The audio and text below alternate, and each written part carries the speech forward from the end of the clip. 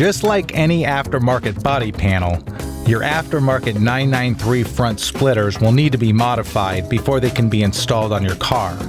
They will also need to be sanded, filled, and painted or wrapped, but that should be done after the splitters have been properly fitted. The first step is to grind down the tops of the installation tabs until they are completely flush with the top front of the splitter.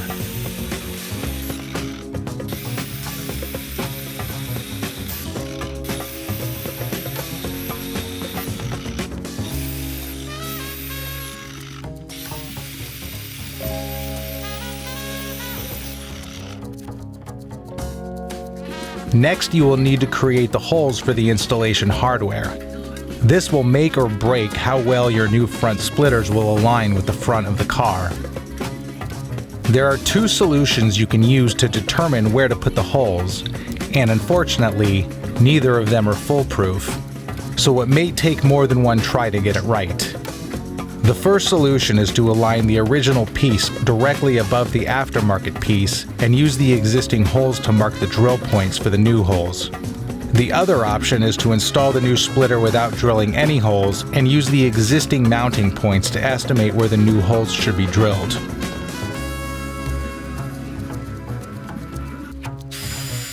Once you have your drill points marked, it's time to create the holes.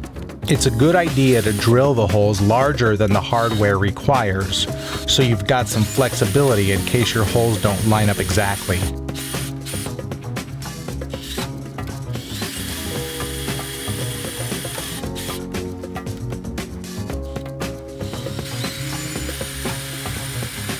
Once your holes are drilled, you're ready to install, and now you'll need to remove the existing front splitter. To remove the front splitter, the first thing you will need to do is safely lift your vehicle and remove the front wheel.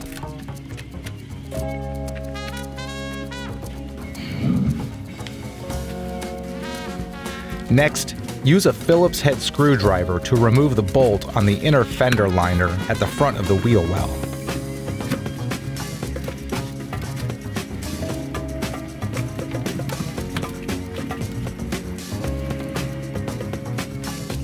Now, pull back the fender liner to expose the mounting bracket inside.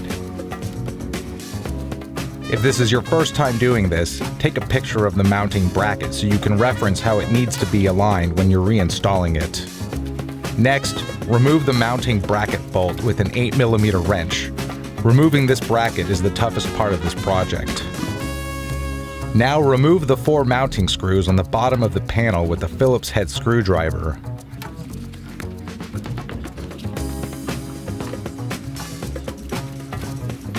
Carefully pull the panel out and pop off the AC condenser drainage hose, and you're done. With the OEM panel removed, now you can install the aftermarket parts. Start by inserting the installation tabs into the openings of the slots located at the bottom of the front bumper cover.